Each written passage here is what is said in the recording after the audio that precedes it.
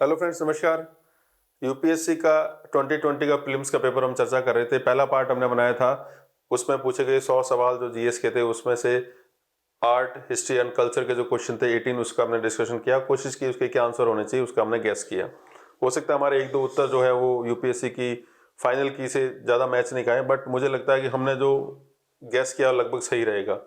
आज हम बात करेंगे यूपीएससी के प्रीलिम्स के एग्जाम में, जीएस के पेपर में जो political system, political science, constitution, governance से रिलेटेड जो क्वेश्चंस आए हैं उनके बारे में बात करेंगे। तो कुल करीबन 20 सवाल आए हैं, 20 क्वेश्चंस हैं। एक एक करके उनको समझने की कोशिश करते हैं और ये भी जानने की कोशिश करते हैं कि उन क्वेश्चन को कैसे अटेम्प्ट करना चाहिए, उनका आंसर क्या होना चाहिए। और जितनी जद्दोजहद यूपीएससी प्रिपरेशन में हम लोग करते हैं या एस्पिरेंट्स करते हैं, मोटी मोटी किताबें पढ़ते हैं और न जाने क्या क्या चीज़ें जो है नोट्स के रूप में वो उनको पढ़नी पड़ती है। तो आप इस बार भी अगर पेपर देखोगे आप पाओगे कि जितने भी सवाल पूछे गए हैं वो सारे के सारे बहुत ही बेसिक क्वेश्चंस हैं और बहुत ही फाउंडेशनल लेवल से पूछे गए सवाल हैं, जो कि कंसेप्चुअली जिन लोगों का कंसेप्चुअली मामला जिनका ठीक होगा वो तो उसको ठीक कर पाएंगे, और जो रट्टा मारने वाले लोग हैं, ज्यादा से ज्यादा फैक्ट्स को ग्रैब करते हैं, उनके लिए मुश्किल हो जाता है। पहला क्वेश्चन जो है वो जो आप देख रहे हो ये पार्लियामेंट्री सिस्टम की ओर। अब देखिए पार्लियामेंट्री सिस्टम, आप क्वेश्चन देख लीजिए, क्वेश्चन के ऑप्शंस देख लीजिए। पार्लियामेंट्री सिस्टम का मतलब भारत में संसदीय प्रणाली है। संसदीय प्रणाली का क्या मतलब होता है कि सरकार जो होती है, सरकार का मतलब होता है एग्जीक्यूटिव। सरकार जो है वो लेजिस्लेचर से निकाली जाती है। तो हमारे यहाँ संसदीय प्रणाली में क्या है, लोकसभा में जिस पार्टी को मेजोरिटी होती है वही अपनी सरकार बनाती है, यानी सरकार जो है वो विधायिका पर निर्भर रहती है। और जैसे लोकसभा में उसका बहुमत है वो गिर जाता है, वैसे सरकार जो है गिर जाती है। तो संसदीय प्रणाली पर ये जो प्रश्न है वो उसी से पूछा गया है। इसका उत्तर होगा बी, कि सरकार संसद के प्रति उत्तरदायी होती है। यानी आपने कलेक्टिव रेस्पॉन्सिबिलिटी के बारे में पढ़ा होगा कि गवर्नमेंट या council of ministers is collectively responsible to the lower house of the parliament, that is the Lok Sabha. यानी जो मंत्रिमंडल है या मंत्रिपरिषद है वो लोकसभा के प्रति उत्तरदायी होता है। तो इसका उत्तर बी होगा।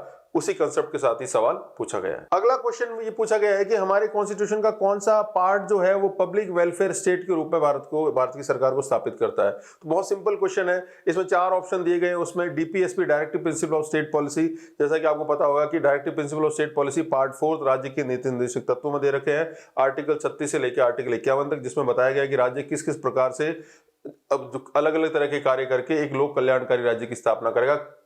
आर्टिकल 38 तो कहता ही इसी के बारे में है कि जो है पब्लिक वेलफेयर स्टेट को किस तरह से या वेलफेयर स्टेट को किस तरह से स्टेट स्टैब्लिश करने की कोशिश करेगा। तो उत्तर होगा इसका डीपीएसपी, यानी राज्य के नीति निर्देशक तत्व। तीसरा क्वेश्चन जो है हमारे कॉन्स्टिट्यूशन के मूल ढांचे से, बेसिक स्ट्रक्चर से संबंधित है। बेसिक स्ट्रक्चर कैसे उभर के आया है हमें हर बुक में पढ़ने को मिलता है। हमारे 10 मिनट्स जीके सीरीज है, उसमें भी हमने बार बार इसकी चर्चा करी है कि basic structure Kesavananda Bharati case से 1973 से आया है, जब जस्टिस सीकरी सीजेआई थे उन्होंने दिया था। नन्ही पालकी वाला केशवानंद की तरफ से केस लड़ रहे थे और उस बेसिक स्ट्रक्चर में उन्होंने 5 आइटम बताए, बाद में उसमें जुड़ते गए। तो जो शुरू के जो आइटम है वो इसमें पहले ऑप्शन में दे रखे हैं कि मूल ढांचे के अंतर्गत क्या क्या आता है। और दूसरा जो ऑप्शन वो है कि जुडिशियल रिव्यू जो है, वो जुडिशियल रिव्यू के बारे में जो कथन है ये भी सत्य है। तो इसका उत्तर 1 और 2 दोनों होंगे। अगला क्वेश्चन जो है वो गांधीवाद से रिलेटेड है, मार्क्सवाद से रिलेटेड है। यानी ऐसी कौन सी बातें हैं जो गांधी जी और कार्ल मार्क्स के विचारों में मेल खाती है। हालांकि एक दूसरे के विरोधी माने जाते हैं, लेकिन कुछ ऐसी जगह है जहां पर दोनों मेल खाते हैं। तो उत्तर उसका 1 होगा, स्टेटलेस सोसाइटी, यानी अराजकता। दोनों ही अराजकतावादी, दोनों ही मानते हैं कि राज्य की आवश्यकता नहीं है। गांधी जी कहते हैं कि समाज के लोग खुद इतने ज्यादा वाइज हो जाएंगे, इतने ज्यादा विवेक सम्मत हो जाएंगे कि उन्हें राज्य की आवश्यकता ही नहीं पड़ेगी। इसलिए वो एक ऐसा राज चाहते, जैसे रामराज की संकल्पना उन्होंने कहा है। कार्ल मार्क्स ही कहते हैं कि राज्य जो है लोगों का शोषण करता है, इसलिए राज्य को हटा देना चाहिए। तो दोनों ही स्टेटलेस सोसाइटी की बात करते हैं। ऑप्शन होगा ए। अगला जो 5वां सवाल है वो ब्यूरोक्रेसी के बारे में पूछा गया। ब्यूरोक्रेसी जो अभी तक हमने जितनी भी चर्चा है की चीजों की, वो ज्यादातर आपको एनसीईआरटी की बुक्स में मिल जाएंगे। किसी न किसी बुक में आराम से आपको मिल जाएगा। कुछ बुक्स में 2-2 3-3 बार ये चीजें रिपीट हो चुकी है। तो ब्यूरोक्रेसी सिंपल सा क्वेश्चन है। ब्यूरोक्रेसी क्या करती है, गवर्नमेंट की पॉलिसी को इंप्लीमेंट करने का काम करती है। ऑप्शन इसका होगा डी। अगला क्वेश्चन है कॉन्स्टिट्यूशन का प्रीएम्बल टू आवर कॉन्स्टिट्यूशन। हमारा जो हमारे संविधान की उद्देशिका यानी प्रस्तावना जो है उसका स्वरूप कैसा है। तो जैसा कि आपको पता होगा कि केशवानंद पहला, इससे पहले केस आया था बेरूबारी केस। बेरूबारी केस में कहा गया था कि प्रस्तावना संविधान का मूल भाग नहीं है। बाद में केशवानंद भारती केस में इसको रिवर्ट कर दिया गया, कहा गया कि प्रस्तावना संविधान का भाग है। लेकिन कभी भी आप कोर्ट में जाकर इस चीज को लागू नहीं करवा सकते, मतलब लीगली बाउंड नहीं है, ऐसा नहीं है कि आप कोर्ट में जाकर इसको इंप्लीमेंट करवा सको। तो इसका ऑप्शन होगा डी। सेवंथ क्वेश्चन जो है वो इंटरनेशनल ऑर्गेनाइजेशन से संबंधित है। International organisation IMF, IBRD, WTO इत्यादि से संबंधित है। एक वर्ड पूछा गया गोल्ड ट्रांस, इसको रिवर्स ट्रांस भी कहा जाता है, तो इसका उत्तर होगा आईएमएफ। आंसर होगा डी। आईएमएफ में एसडीआर के अलावा आरटीपी भी होती है, उस पर प्रश्न पूछा गया है, जिसमें वो लोन देता है कि किसी कंट्री का कितना कोटा होता है। तो अंतरराष्ट्रीय संगठनों से पूछा गया प्रश्न है, बहुत ही सरल है, आपको सिंपल किसी भी किताब में मिल जाएगा। अगला क्वेश्चन अगेन डीपीएसपी से, राज्य के नीति निर्देशक तत्वों से। तो राज्य के नीति निर्देशक तत्व कैसे होते हैं, पार्ट 4 में दिया गया है। आर्टिकल 37 कहता है कि न्यायालय द्वारा परिवर्तनीय नहीं होंगे, तो पहला ऑप्शन अपने आप चला जाएगा। दूसरा और तीसरा ऑप्शन इसके साइड बढ़ते हैं, तो 2 और 3 इसका उत्तर होगा। अगला क्वेश्चन जो है वो इलेक्शन से रिलेटेड है। इलेक्शन या डेमोक्रेटिक सिस्टम में कैसे इलेक्शन होते हैं, किन किन लोगों के इलेक्शन की एलिजिबिलिटीज, क्वालिफिकेशन, डिस्क्वालिफिकेशन क्या क्या होती है, उनके बारे में। तो पहला जो स्टेटमेंट है वो ये कहता है कि कोई भी ऐसा व्यक्ति जो कि वोट देने का अधिकारी है और उसको मंत्री बनाया जा सकता है, बशर्ते कि उसको बाई इलेक्शन जीतना पड़ेगा 6 महीने के अंदर। अब देखो इसमें ट्विस्ट क्या है, पहला तो हमें सोचना पड़ेगा कि हमारे देश के अंदर एमपी और एमएलए बनने की मिनिमम एज कितनी है। क्या वो मिनिमम एज वोट देने की मिनिमम एज के बराबर है? वोट देने की मिनिमम एज है 18 ईयर्स, जो 61वें संविधान संशोधन द्वारा की गई है। वहीं इलेक्शन फाइट करने की जो एज है वो 25 ईयर्स है। तो ये स्टेटमेंट यहां पर गलत हो जाता है। 18 साल और 25 साल का फर्क है। अगर कोई 18 साल में वोट देने का अधिकारी है और उसे मंत्री बना दिया जाए और 6 महीने बाद में कहीं इलेक्शन करवाया जाए तो वो मंत्री रह सकता है, लेकिन ऐसा उन केसेस में नहीं होगा जहां पर एज जो है 25 से कम होगी। तो पहला स्टेटमेंट गलत होगा। दूसरा ये है कि अगर किसी व्यक्ति को 5 साल की सजा मिलती है तो वो जो है वो परमानेंटली डिस्क्वालीफाई हो जाएगा कोई भी इलेक्शन फाइट करने पे। ये आरपी एक्ट 1951 में, यानी प्रतिनिधित्व अधिनियम जो है उसके बारे में कहा गया है। इस आरपी एक्ट की धारा जो 8 है, 8 नंबर धारा, इसमें डिस्क्वालिफिकेशंस की बातें की गई। इसको 3 बार अभी तक अमेंड भी किया जा चुका है। 5 साल का कहीं भी क्लियर कट प्रोविजन नहीं है। कोई एमपी या एमएलए जिसको सजा हो जाती है, 2 साल की सजा हो जाती है, तो वो डिस्क्वालीफाई हो जाता है। और अगर किसी व्यक्ति को अलग अलग कानूनों में अलग अलग प्रकार की सजा मिलती है तो वो डिस्क्वालीफाई हो सकते हैं, और उनकी सजा अगर सजा मिलने के बाद 6 साल तक वो डिस्क्वालीफाई रहते हैं। तो 5 साल का clear cut provision RP act में नहीं मिलता। तो इसका ऑप्शन डी होगा, न तो 1 न ही 2। अगला क्वेश्चन जो है वो प्रेसिडेंट से रिलेटेड है। प्रेसिडेंट, राष्ट्रपति की विधायी शक्तियां, राष्ट्रपति जब भी चाहे संसद के सत्र को बुला सकता है। ये हमारे कॉन्स्टिट्यूशन के बेयर एक्ट में एज इट इज लिखा गया, तो पहला ऑप्शन सही है। सेकंड जो है उसमें 3 सत्रों की बात की गई। हमारे संविधान में कहीं भी नहीं लिखा गया है कि कितने सत्र होंगे, तो गलत हो जाएगा। और तीसरा सत्र, ये तीसरा जो कथन है वो ये कहता है कि 1 वर्ष में न्यूनतम कितने दिन तक संसद चलेगी, इसका भी प्रोविजन जो है हमारे संविधान में नहीं है। तो तीसरा कथन जो है वो भी सही हो। तो 1 और 3 इसके उत्तर होंगे। अगला क्वेश्चन जो आधार कार्ड, बायोमेट्रिक जो डेटा है या मेटा डाटा, उससे रिलेटेड है। 4 कथन आधार कार्ड के बारे में दिए गए हैं। इससे रिलेटेड सुप्रीम कोर्ट के जजमेंट भी आ चुके हैं, ठीक है। और इससे रिलेटेड कई जो है नए नए जो है कानून आए हैं, कई नई विधियां अस्तित्व में आई हैं, तो उनसे रिलेटेड है। बेसिकली करंट पर्सपेक्टिव का क्वेश्चन है। पहला जो स्टेटमेंट है वो आधार कार्ड के बारे में फैक्चुअल है। इसमें 3 महीने का जो है फिगर दे रखा है, ये दरअसल 6 महीने है। तो पहला कथन यहाँ पर गलत हो जाता है। दूसरा कथन इसके बारे में कहता है कि कोई भी प्राइवेट फर्म को आधार कार्ड जो है उसका डेटा शेयर नहीं किया जाएगा। सुप्रीम कोर्ट के जजमेंट के बाद में इस पर रोक लग गई है। तो ये दूसरा स्टेटमेंट सही है। तीसरा ये है कि बीमा करने के लिए आपको आधार कार्ड की आवश्यकता होगी। सुप्रीम कोर्ट ने इसको भी रूल आउट कर दिया है कि इसकी आवश्यकता नहीं, कि आधार कार्ड आप दो, उसको आवश्यक नहीं। चौथा ये कि अगर आप कोई सरकारी स्कीम का फायदा उठा रहे हैं तो सरकारी स्कीम में जो सब्सिडी इत्यादि दी जाती है वो भारत के संचित निधि से दी जाती है। तो ये कंसेप्चुअल सवाल है। इसमें थोड़ी सी इकोनॉमिक्स की समझ भी होनी चाहिए, थोड़ी सी पॉलिटी की भी। इकोनॉमिक्स की समझ इस तरह से होनी चाहिए कि भारत सरकार जितना भी सब्सिडी पे पैसा खर्च करती है या जितनी भी स्कीम चलाती है, वो सारा का सारा पैसा भारत की संचित निधि यानी कंसोलिडेटेड फंड से निकाली जाती है।